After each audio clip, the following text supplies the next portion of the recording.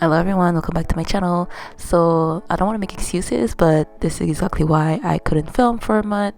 I'm still healing from eczema around my eyes. Yeah, that's why I'm not really making makeup videos, but I thought I would film this since I was coloring and cutting my hair, so I filmed it for you guys. So here's me for a little while. So this is the products that I use. Everything is mentioned down below for you guys. I'm just using some Joico. First, I'm gonna use some Vaseline to put around my edges, all around, even at the back, so it doesn't stain with the black dye. It works pretty well. Just make sure that when you wash your hair to wash it off also, because you don't want to be left with some Vaseline around your edges. It's actually not great.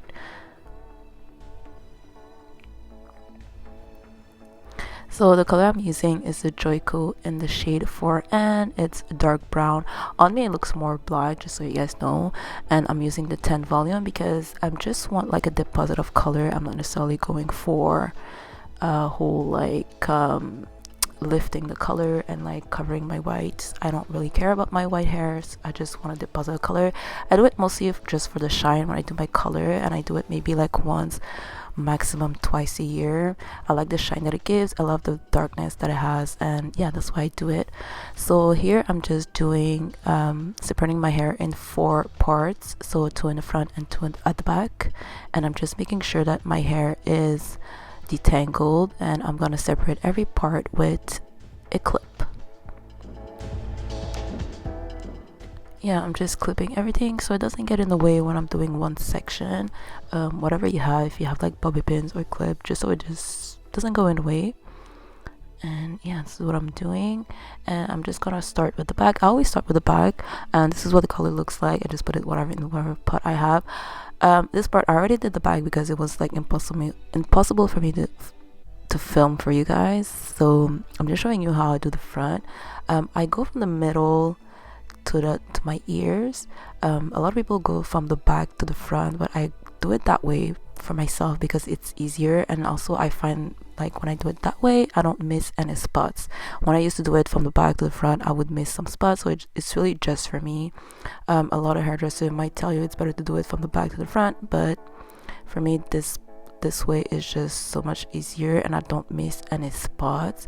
You guys are gonna say, well, your color is pretty much the same color as what you're putting on, but when you're really like close to me, you might see like some difference, because my hair has a bit more of a like, not really a reddish undertone, but like kind of, and when I put the color it's really like blue undertone, the 4N, so you might see a bit of a difference. That's why I do it from the middle, like from ear to ear, and I separate like in really thin parts, so make sure the color goes everywhere. And I do my edges just so like my hair is pretty thin, so it's pretty easy for me to do my color, but just make sure that you do like separate your hair like really in thin sections, so it really goes through, like you really spread it out evenly. I was freaking out a little bit when I was doing the front of my hair because I didn't have enough color left. I usually use 1 tube, but I don't know why. Maybe I used too much at the back. Yeah, I was freaking out because I didn't have a lot of color left, so yeah. And also when I do it, I make sure that I put it like in the front of the hair, at the back of the hair. So basically when I separate, I put some, and when I do the other side, I put it some on the other side, even if like sometimes it can transfer. Just make sure that like the color is well spread out. I'm doing like mostly my roots and like a bit of the length at first, when I separate the hair, and then after, you guys will see, I'll do the length, because I really want this color to be like the same color everywhere. So yeah, I use 4N from Joico, and I use it because I really love the shine that it gives. I love the darkness that it gives. It brings out like my undertone, my yellow undertone on my skin, and that's why I do it. Like I said, it's 10 volumes, so it will cover your grays, but only for like a wash. When you usually use 20 volume, it really covers your grays for at least 3 weeks to like a month. It really depends on what you want. Well, like when I do 10 volume is that it basically just fades away after a couple of months. But if you have like lighter a lighter base, it might fade away faster, but since my hair is already kind of dark brown, kind of black, when I put 4N on top, it takes longer to fade away. So here I'm just doing my length. I'm just separating the hair, making sure like it's saturated, it's like everywhere. I'm doing my length, but I'm not really doing the ends because I know where I'm gonna cut my hair anyways, so I don't need to like put color on my ends. You guys can see here I'm trying to like measure up until where I'm supposed to put the color, and because I didn't have a lot of color left anyways, yeah, just spread it out. My ends are kind of porous, so like last time when I did my color, it kind of stays dark compared to like my roots and the rest of my hair. So even if I don't like saturate it like a lot, it still looks good. So this is my hair done, color done. I'm just making sure that like it's everywhere, especially in the front, because this is where I do my U part leave out when I put on my wig, and this is how it looks like. So after this, I'm gonna wash my hair, and this is the products that I use. It's mentioned down below if you guys want to look at it. So this is my hair wash. You guys can see like it's a bit more dark, and this is just how my hair is. To blow dry my hair, I use like oil. Just make sure that if you blow dry your hair with oils, that it's a thermal oil, so it actually protects your hair from the heat, because if it's just a regular oil, it's gonna fry. Okay, so just make sure that it's a thermal oil, that like heat protecting oil.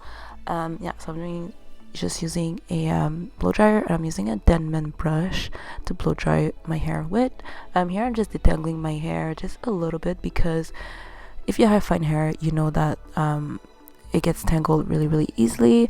So just make sure like it's a bit detangled, and so it's easier for you to blow dry. Here I already did blow dry my hair at the back, so here I'm just showing you how I do the front with my Denman brush. I just go through my hair like as if I just blow dry my hair, honestly, like with the brush and a nozzle. I know some people use a blow dryer with the comb already inserted in, but this is how I do my hair. That's what I'm used to. I love the Denman brush. It really detangles my hair really well, and it just makes my hair really smooth also.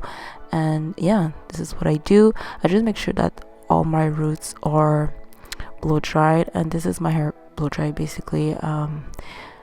When it's done, after this, I'm just gonna make sure that my hair is, I blow dry it in the direction that I want to leave my hair for the day. So I just make sure that I do my part, and I make sure that I blow dry it so it stays that way. Yeah, if you do a side part, like do a side part and then blow dry it, so that way your hair kind of sets in that direction, and it's easier for you to like style it after, if you're gonna style it. Honestly, I don't. So this is how it looks like all blow dried, and here I'm just gonna cut my hair. So what I do first is I do the back at first, and I just will do one straight line from ear to ear, and I pin the rest of the hair up.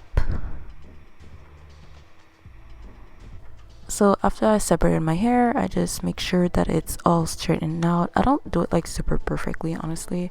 I just make sure that everything is somehow straight, and so that I know wherever I cut, like this is how it will stay after my hair is in its natural state.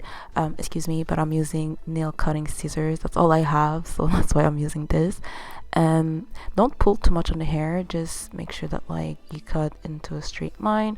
Here you gotta see like this part is actually shorter than the other one. That's why when I'm gonna do the rest of my hair, I'm gonna do it a bit longer, but it's not that much of a big a deal.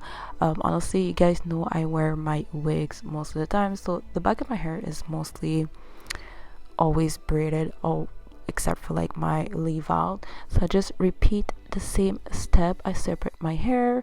I don't take too much at a time, just so like it's pretty accurate. And wherever we cut before, this is gonna be my mark for where I'm gonna cut the rest of my hair. So this is kind of like a guideline. So here I know where to cut, and you guys can see the difference. So I'm trying to cut at the same place that I cut right before. Like here you can see I did go a bit longer, just so like the two sides match. and this is how it looks. Sometimes I have like little strands here and there that I have to cut because my scissors are so small that I miss some spots, but that's pretty much it. Here, when I do the front, I do the same thing.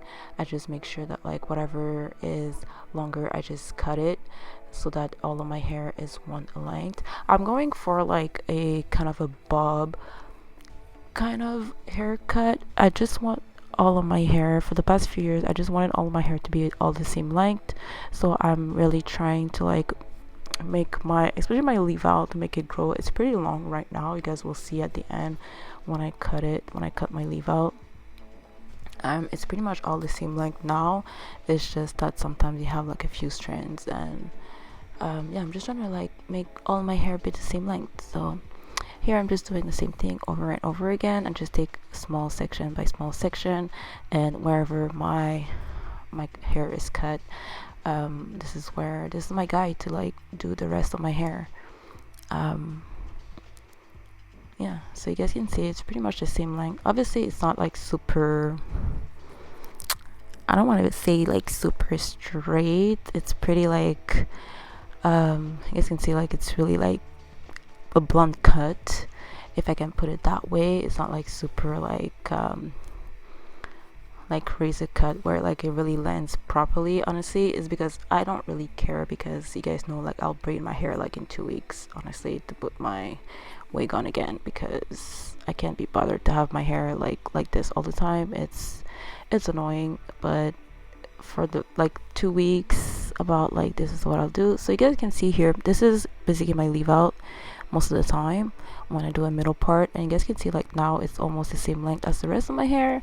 So that's why I did cut a little bit so like it grows, obviously, but you guys can see that like my hair has grown in the front. So yeah, here I'm just cutting like the little like hair that might grow a bit longer. Sometimes like I miss some strands of hair, so just make sure that it's cut almost to the same length, and this is what my hair will look like for the next few weeks. Yeah, so I'm really happy about the way my hair has grown out. Like my hair always grows, but sometimes it just grows in a weird way, so this time it really grew really nicely. And yeah, this is how my hair looks. Obviously it's not super straight, but for now I don't really care. This is how much I cut. It's all dead hair anyway, so you need to cut your hair for it to grow. So here is what it looks like if I do it on the side, a side part. Just my hair just looks more healthy, more shiny, more beautiful. So that's why I do it like maybe once a year, twice a year maximum, and this is what it looks like. I'll see you next time, guys. I'm really happy to be back, and bye.